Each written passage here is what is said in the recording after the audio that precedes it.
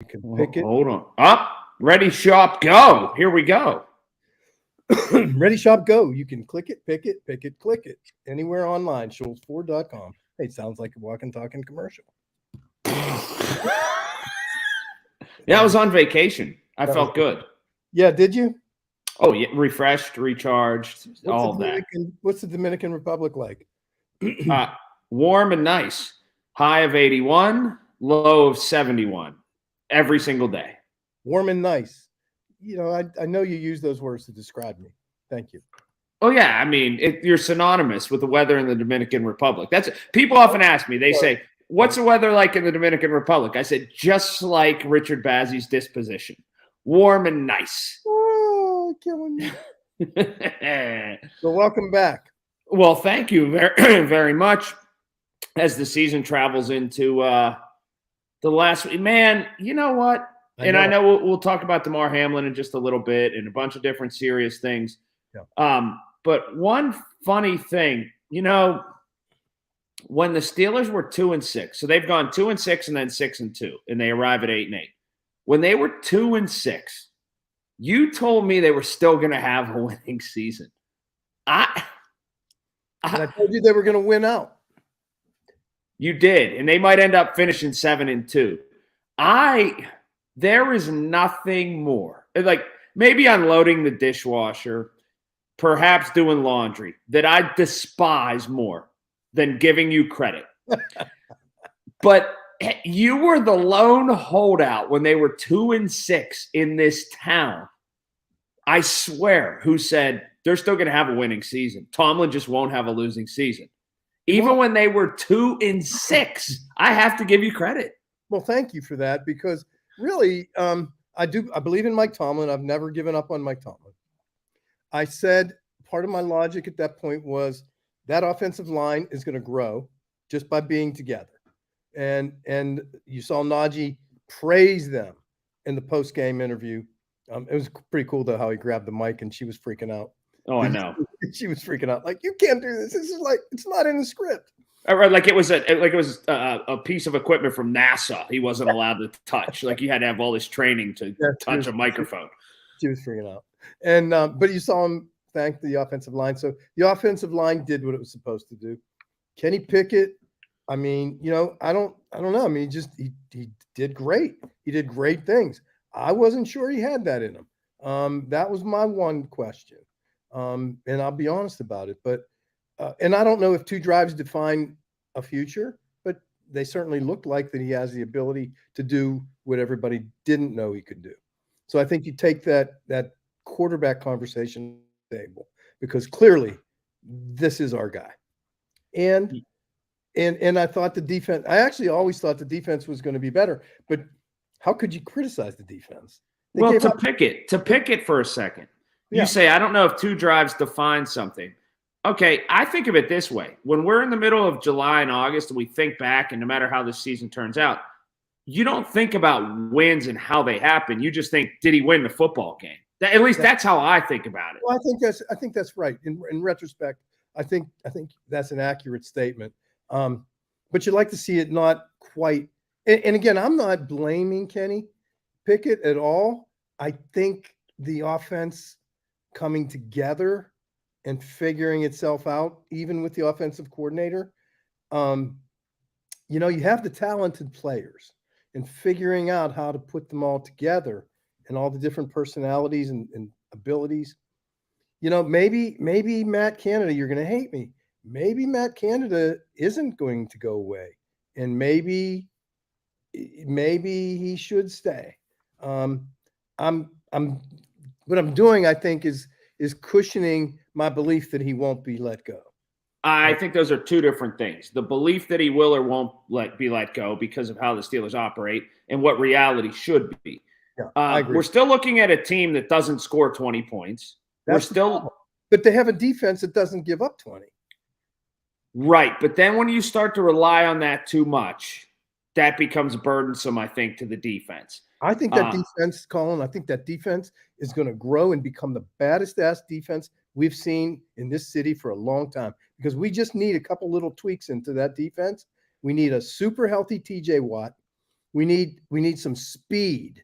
We really need some speed on the outside. And it's going to be a shutdown defense. It really is. I agree with you, but shouldn't it be okay to win a game 28-16 as opposed to 17-16? And that's my point about the talents that we have. Think about the individual talents we have. George Pickens, when they do figure out how to use him the best way, because they haven't, he got the ball, he got the call in the end zone because everybody knew that Deontay was going to be doubled, and Pickens was the only open guy. So, but he does superhuman things, and when he's given more of a chance to do superhuman things, then who are you going to cover? Who's going to cover you? I mean, you can't cover Pickens and Deontay and Freiermuth and. I mean, right. And yes, it's been said, and I said it myself. Najee played lights out last week, lights out, and I don't think you could have asked for a better performance from him. My question is, where have you been? And I think I know that answer, right? It appears that, first of all, if you don't have an offensive line, I don't care how good you are.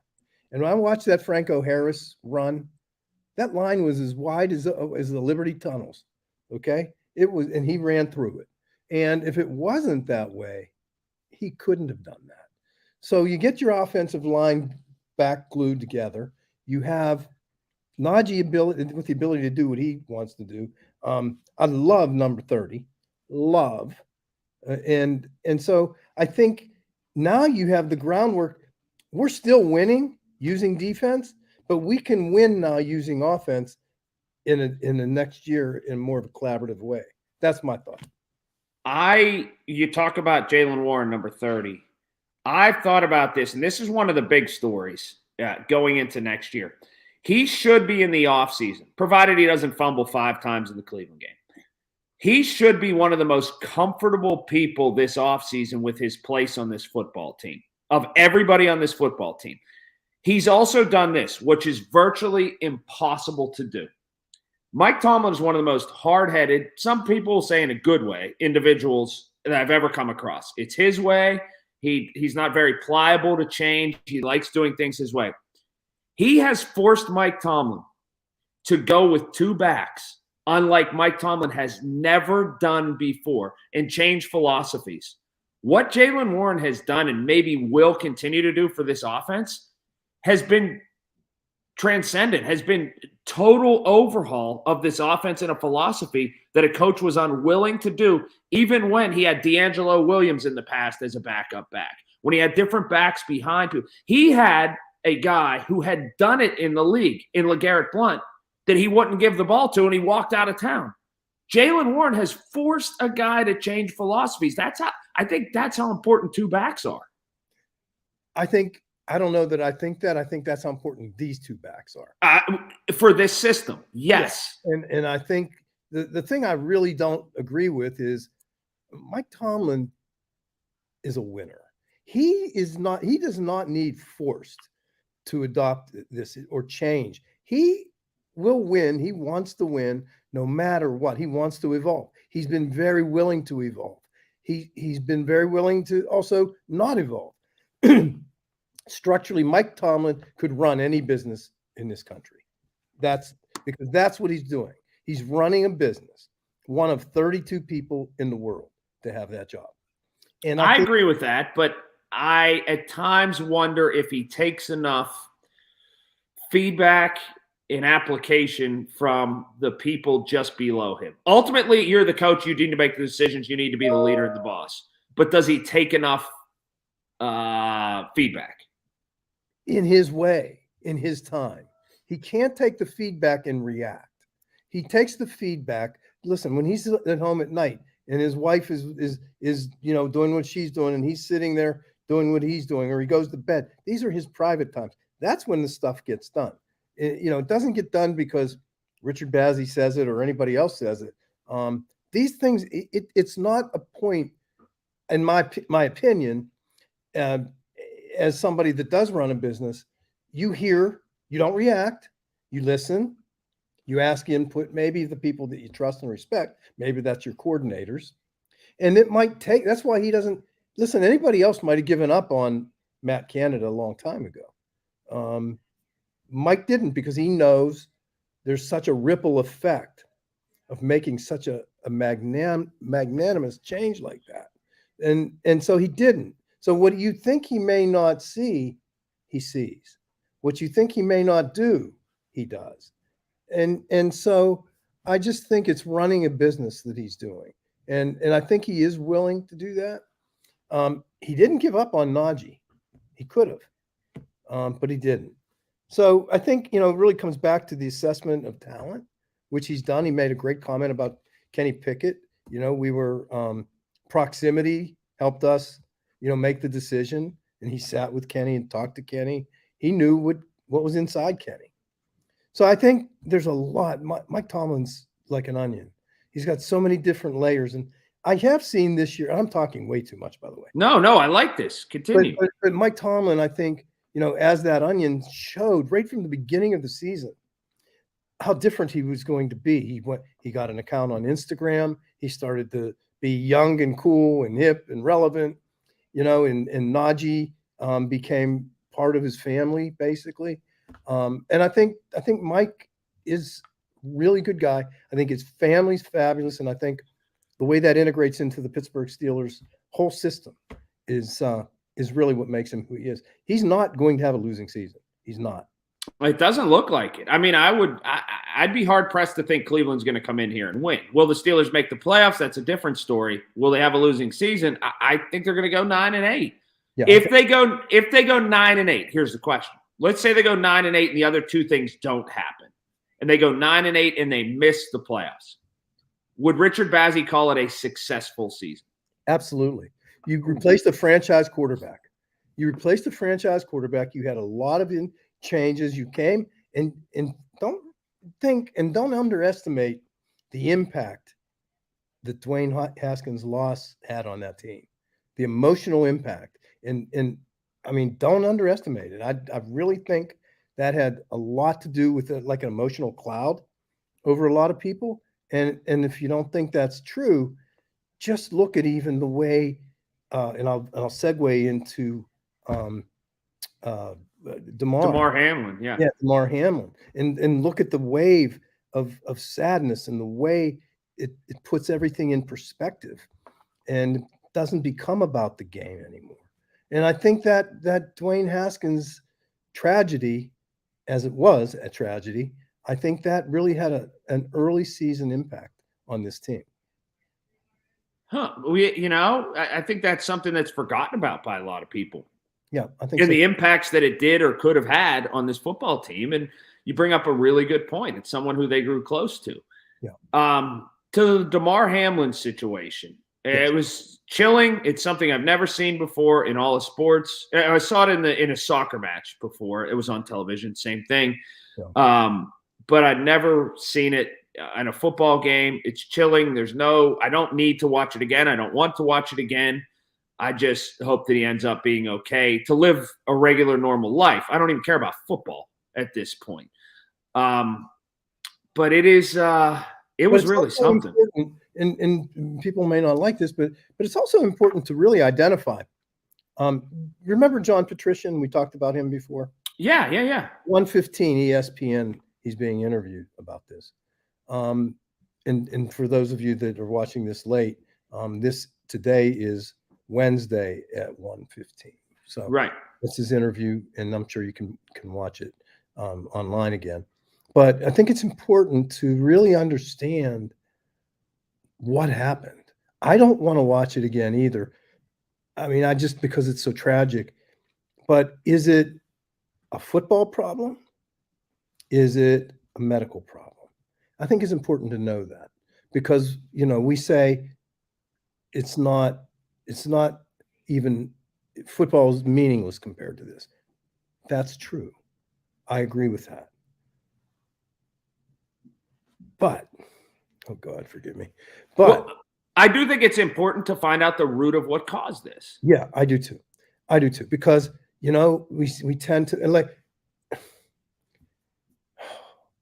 it sounds so wrong, and I don't want it to sound wrong, but we choose what we do, and there's many risks that go with that. And I'm not by any means, mitigating any part of that and the seriousness. And I'm just not. But it's important because I'd like to know if it was something in the game that caused it or if it was something that was a medical issue for him.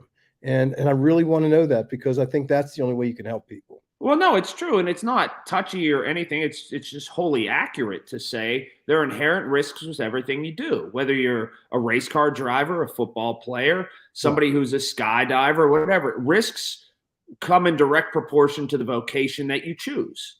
It's different. If you're a football player, you have inherent risks that are different than if you're an insurance salesman. Yeah. It's just that's the case. But let me ask you this, because this is one question. First of all, I don't know what anybody else thinks. I heard there was some negativity, but I thought Troy Aikman and Joe Buck handled it masterfully. I thought that ESPN handled it masterfully. I Booger, thought Lisa Salter and them were absolutely great. yeah, me too. And Booger, Mhm. I have a hard time with that name, but Booger, brilliant, just brilliant. Because it was all organic and it was pure. Well, it had to be organic. There's no way they rehearsed for that. There's no way that there are times in which you practice that. It was all, and I thought that Ryan Clark was spectacular. Yeah, I thought he was. In the things that he said. No, there's no blueprint. There's no game plan. There's no turn the page to this. There's that whenever the lights go out. There's that whenever there's a rain delay or a lightning delay. There's not that whenever somebody gets CPR on the football field.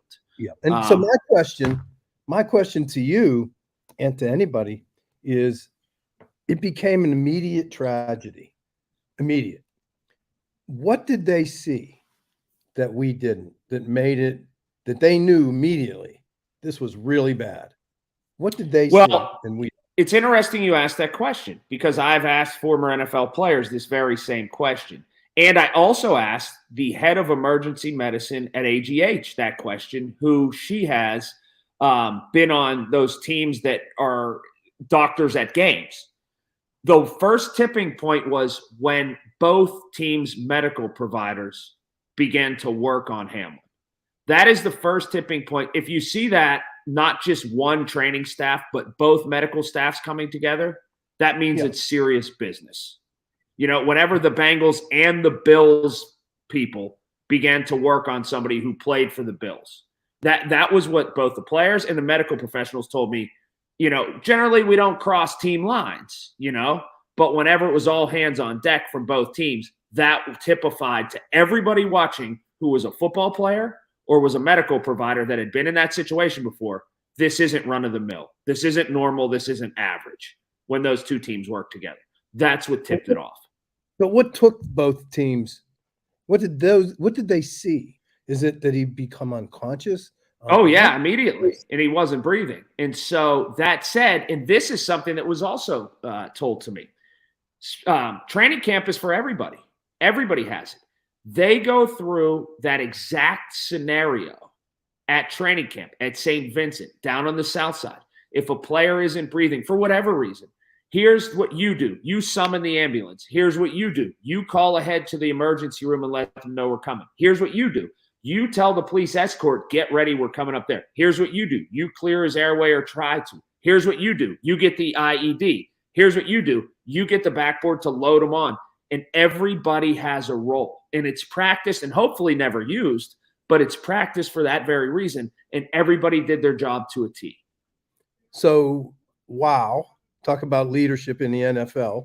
Yeah, that wasn't something that was off the cuff the other day. That was a rehearsed procedure. Wow. That's really impressive. And it does elevate. The NFL really is a very special organization, like it or hate it. But it really is. I didn't know they did that. And because I saw that they did that because it's what they did, but I didn't know that it was rehearsed. I didn't know it was part of 32 teams protocols.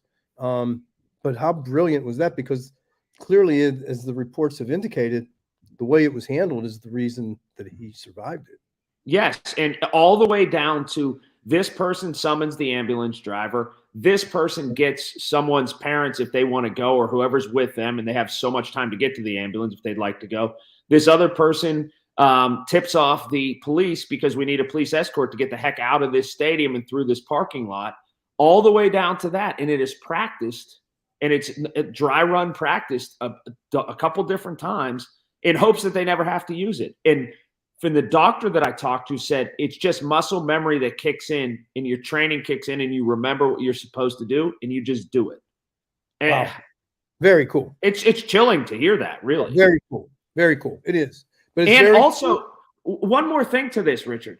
It's one thing for an emergency room physician or a physician like that, or training staff, to essentially play a home game, especially an emergency room technician or a medicine person inside the hospital. Keep in mind, those people are also performing in front of 70,000 people in a national television audience that they generally don't do that. wow. Talk about pressure, right? Yeah, it's amazing. It's amazing. There are so many miracles on this that have occurred, and I just continue to pray for him. And I'm thirsty for information because I do care. And he's not just a football player, but he's a Pittsburgh product, and he's a good guy. My daughter's fiance is pretty close to him. They played at Central, I think, together, and he started his charity, his fund, on the Bubba Show, Right. and so he's got a lot of history with a lot of us, and he's such a great kid. So we love you, we pray for you, and we hope to see you back on the field. All right. So that's that. Another wonderful week. We will talk. Pittsburgh by 10. Pittsburgh by 6. Okay. All right.